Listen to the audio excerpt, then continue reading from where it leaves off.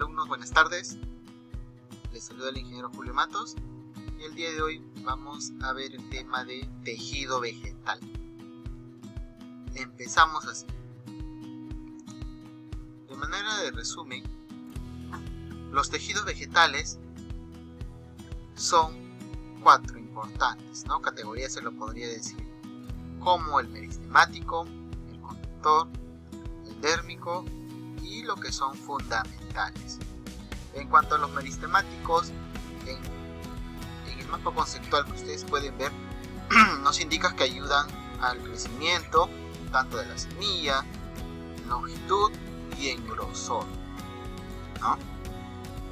El otro importante es el tejido conductor, que ayuda al transporte de las sustancias. Entre ellas tenemos la savia bruta y la savia elaborada, en el cual la bruta es por el xilema y mientras que la elaborada es por el floema. Luego tenemos los tejidos dérmicos, o la epidermis conocida, ¿no? Que ayuda a la protección, en este caso de la planta, de todo en su general, gracias a la epidermis, ¿no? Se podría decir que es como la piel, ¿no? De la planta. Esto a su vez que forman el suber, o también llamado corcho, ¿no? En la epidermis tenemos las cutículas y los tricomas. Vamos a ver a profundidad cada uno de ellos. Y por último, y no menos importante, que son los tejidos fundamentales, dentro del cual encontramos el parenquima, colenquima y el esclerenquima, ¿no? Entonces, pasamos a ver cada grupo y ver la importancia que son en las plantas, ¿no? Empezamos, en este caso hemos visto los cuatro grupos y también acá podemos observar los tejidos de las plantas en sí trabajan en conjunto para asegurar, como dice, las funciones vitales, ¿no? El tejido epidérmico, función protectora de las hojas y tallos jóvenes.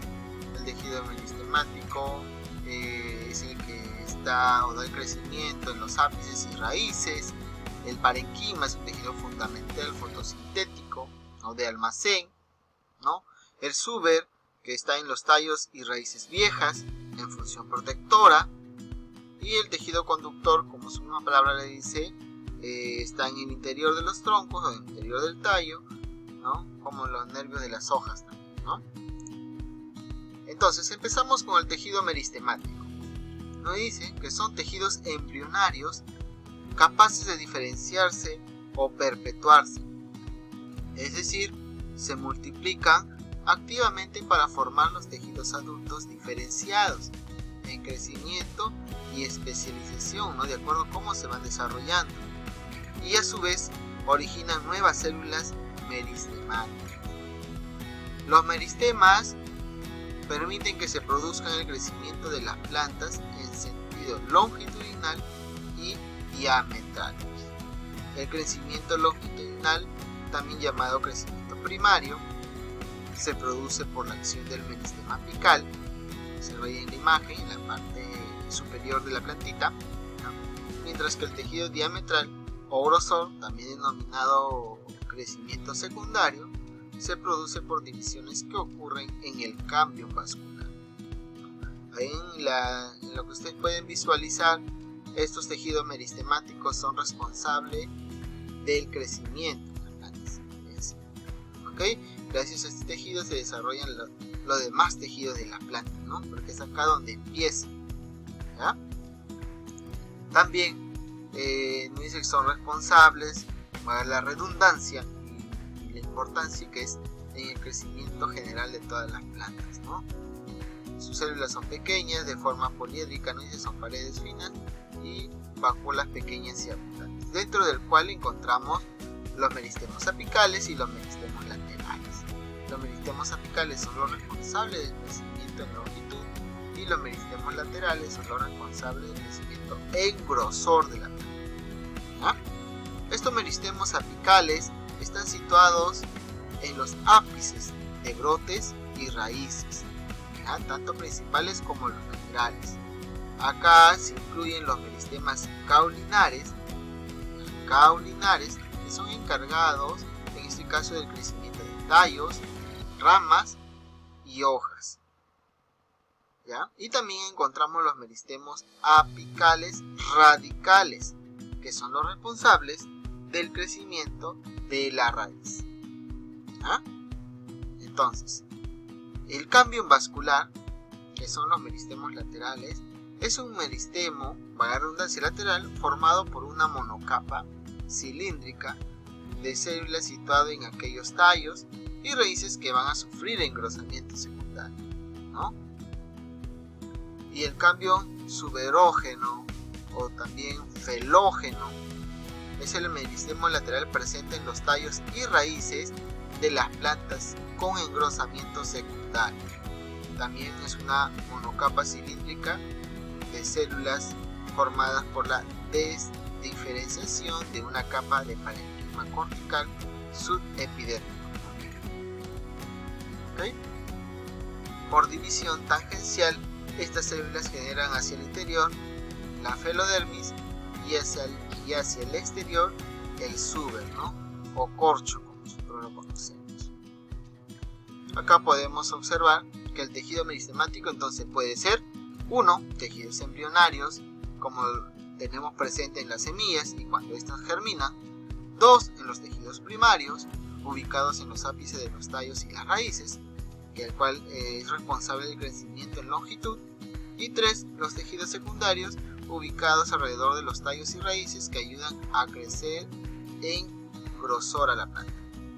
¿Ok? Pasamos a los tejidos vasculares. Los tejidos vasculares, dicen los organismos vegetales, consisten en un conjunto de células, en este caso, que orquestan el paso de diversas sustancias, como aguas, sales, nutrientes, ¿no? Entre las estructuras de la planta, en este caso llámense los tallos y raíces. Existen 2 tejidos vasculares internos, compuestas por distintas células especializadas en el transporte. En este caso estamos hablando del xilema y floema. El primero se encarga del transporte de las sales y minerales desde las raíces hasta los brotes, es decir, en dirección ascendente, ¿no? Está compuesto por elementos traqueales no vivos. Y el segundo tejido, que es el floema, transporta los nutrientes de la planta desde la región donde se forman o donde se formaron hasta otras zonas donde son necesarios como una estructura en crecimiento, ¿no? Por ejemplo, está compuesto por elementos cribosos vivos, ¿ya? Existen organismos vegetales que carecen de tejidos vasculares propiamente dicho, como son el caso de las briofitas o los musgos, ¿no? En estos casos la conducción está extremadamente limitada.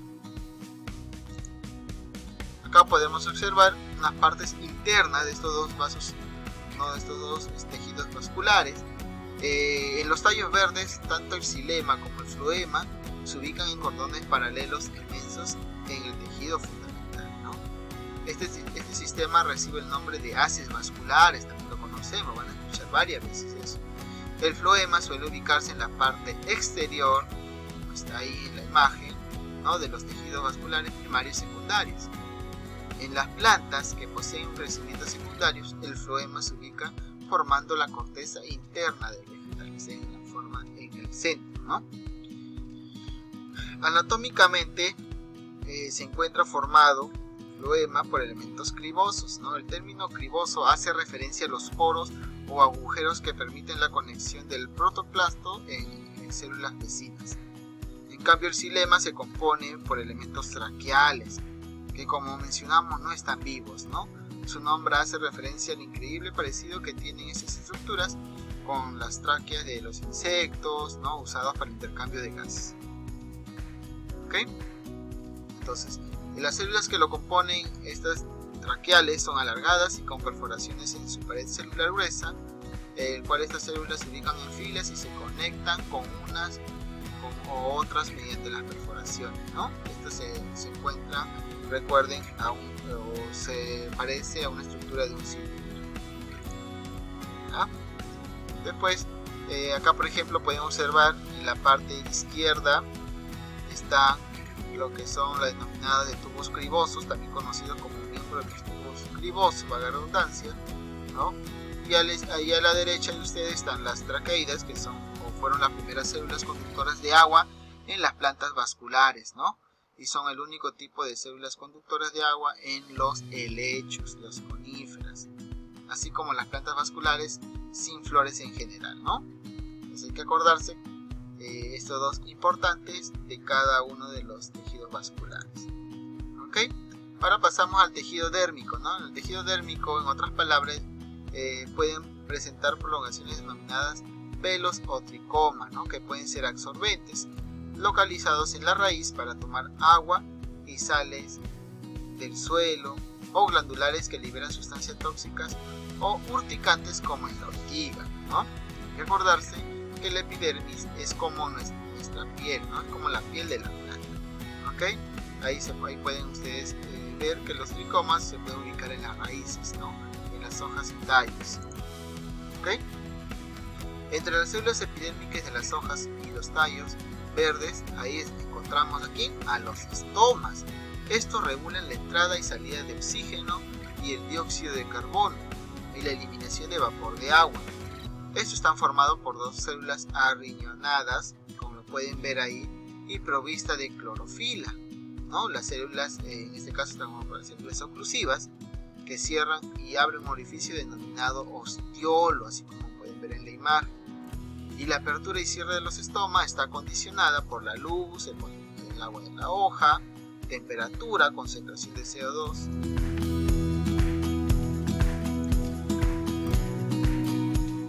Otro tejido dérmico es el suber, ¿no? O también conocido, lo podemos llamar como peridermis, que forma la corteza externa de raíces y tallos de una determinada edad, ¿no? En general es superior a un año, formado por varias capas de células muertas, y las más superficiales, las que están más expuestas, forman el famoso suber, o también como nosotros le conocemos como corcho, ¿ya? De paredes gruesas y llenas de aire. En algunas zonas de tallos presentan unas perforaciones denominadas lenticelas para permitir el intercambio gaseoso con el exterior. Bien, pasamos a lo que es los tejidos fundamentales, el cual encontramos el parenquima, el colenquima y el esclerenquima. Empezamos con el parenquima. Nos dice que es un tejido poco especializado cuyas células han perdido la capacidad de dividirse, ¿no? Se encuentran formando masas extensas en la corteza y la media de los tallos y raíces, y en la parte media de las hojas, la pulpa de los frutos y la parte interna de las semillas. Está formado por un solo tipo de célula con una pared delgada, ¿no? Las células que conforman el parenquima están poco diferenciadas, son las más parecidas a las meristemáticas, como hemos visto, por lo que se le considera precursora del resto de las células vegetales. Como sabemos, el parenquima son capaces de recuperar su capacidad de división y dar lugar a nuevos tipos celulares, ¿ya? El parenquima puede adoptar una serie de funciones, el cual lo permite clasificar en 4 tipos, ¿no? Hay varias referencias, el cual es el clorofílico, el de reserva y el acuífero y aerífero. El clorofílico es localizado en las hojas y cortezas de tallos verdes y presenta gran cantidad de cloroplastos, ¿ya? Y realiza fotosíntesis. El de reserva abunda en semillas, tubérculos y raíces carnosas, almacena en su interior diversas sustancias como glúcidos y lípidos. Y el acuífero es una variedad de reserva que almacena agua en las plantas de clima árido, como las plantas grasas o suculentas. Y el aerífero es otra variedad de reserva característico de plantas acuáticas y de lugares pantanosos, ¿no? Almacena aire en los espacios intercelulares. Los otros dos tejidos que forman el sistema fundamental tienen una función común, ¿no? Que son tejidos de sostén que constituyen el esqueleto de la planta y están formados por las paredes de gruesas y lignificadas. En este caso estamos hablando del colenquima, ¿no? Como hemos visto, son cuyas membranas engrosadas en los ángulos de unión aparecen en la zona de crecimiento de los tallos jóvenes y de las ramas, ¿no? Abundan en las plantas herbáceas. Y también estamos hablando del esclerenquima, que es un tejido muy duro compuesto por células muertas de célula poliédrica o redonda, con membranas muy gruesas y lignificadas. Se encuentran en este caso en cáscara de almendras, de melocotón y formando largas fibras en plantas textiles como el pino, el cáñamo o el yute. Bueno, alumnos, muchas gracias por su atención.